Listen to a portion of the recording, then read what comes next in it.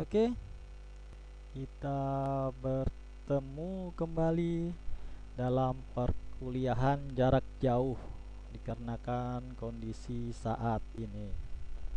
Oke, sebelum dimulai, perkenalkan nama saya Hieronimus Erwin Indrawan.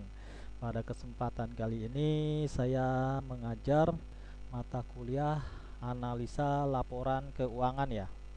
Semoga benar, dan kelas ini adalah jurusan S1 akuntansi ya. Berarti kalian seharusnya sudah paham.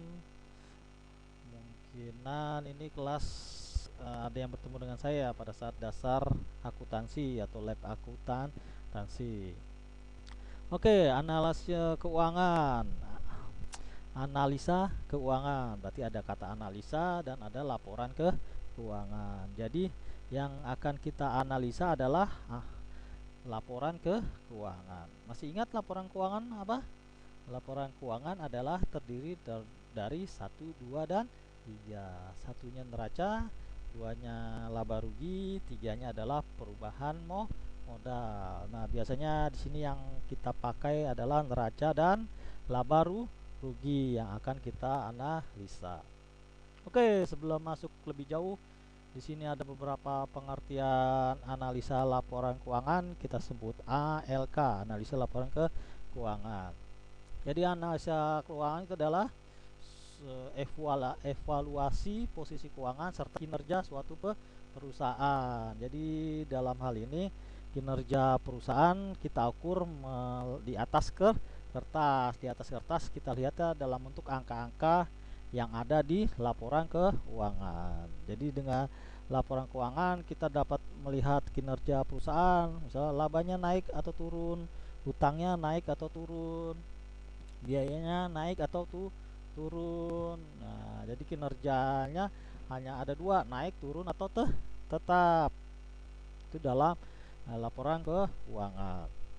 Kemudian yang kedua adalah analisa laporan keuangan adalah mencakup penerapan metode. Nah, jadi di sini dalam melakukan analisis keuangan kita akan menggunakan metode dan teknik. Ada metodenya, ada tekniknya, ada perhitungannya, kemudian juga ada cara bacanya. Kemudian yang ketiga adalah analisa keuangan adalah alat yang dapat dipergunakan dalam memahami masalah serta peluang yang terdapat pada laporan keuangan. Oke, nanti setelah kita analisa, kita dapat memahami masalah yang ada serta peluang yang dapat kita ambil. Misalnya, contohkan masalah ini laba setiap periode, misalnya kita melakukan analisa per bulan. Laba turun terus sementara penjualan naik. Nah, berarti kan ada masalah. Penjualan naik tapi laba turun. Kenapa? Nah, itu dapat kita lihat. Atau penjualan naik, laba naik, kok kasnya nggak naik-naik. Nah, itu berarti ada masalah. Peluangnya juga berhasil. Di situ juga dapat kita lihat kenapa ada peluang apa saat penjualan naik sementara laba turun, kas turun. Nah, itu apa nih? Berarti kita banyak memberi hutang, kemudian biaya naik. Nah, dari situ dapat kita lihat. Kemudian selanjutnya, arti penting laporan keuangan. Laporan keuangan dibuat untuk mengetahui gambaran. Jadi kalau kita neraca itu apa sih?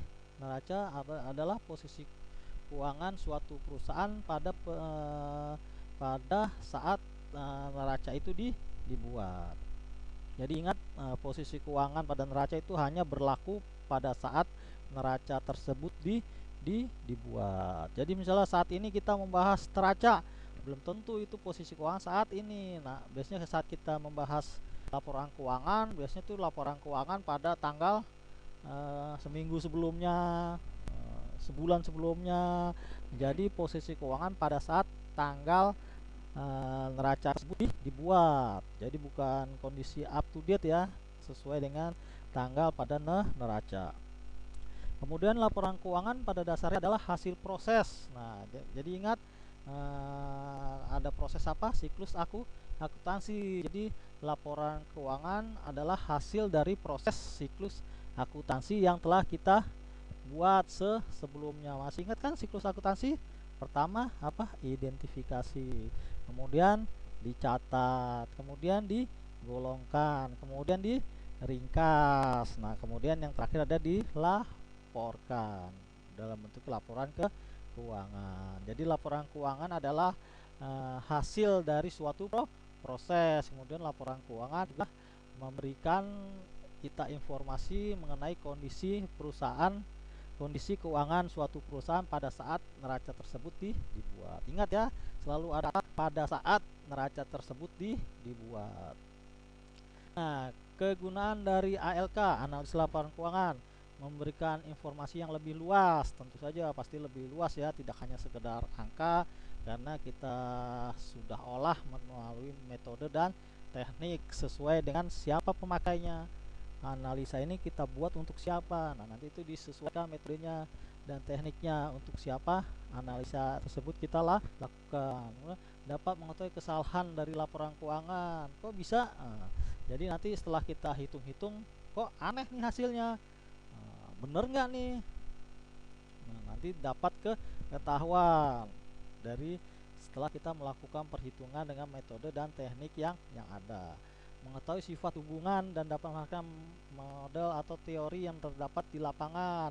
Nah, ini biasanya saat kita membaca laporan keuangan, saking seringnya kita dapat lihat seperti tadi, laba naik tapi kas tidak naik. Nah, itu kan aneh kan?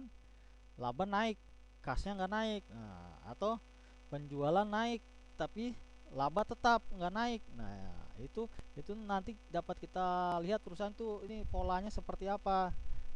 Biasanya perusahaan A laba naik, pasti penjualan akan ikut naik.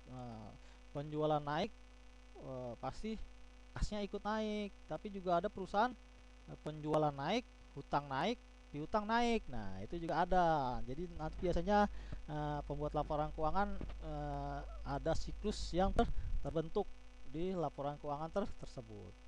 Kemudian yang keempat, dapat mengetahui atau membongkar kesalahan yang terdapat di laporan keuangan dalam hubungannya dengan pihak internal dan eksternal. Ini pihak internal itu manajemen, eksternal itu supplier ya, pihak luar, pihak ketiga. Supplier, kreditur, debitur itu eksternal. Oke, sudah 7 menit saya bicara. Nah, nanti kita cut dulu, kita masuk dalam sesi kedua. Oke, silakan menunggu.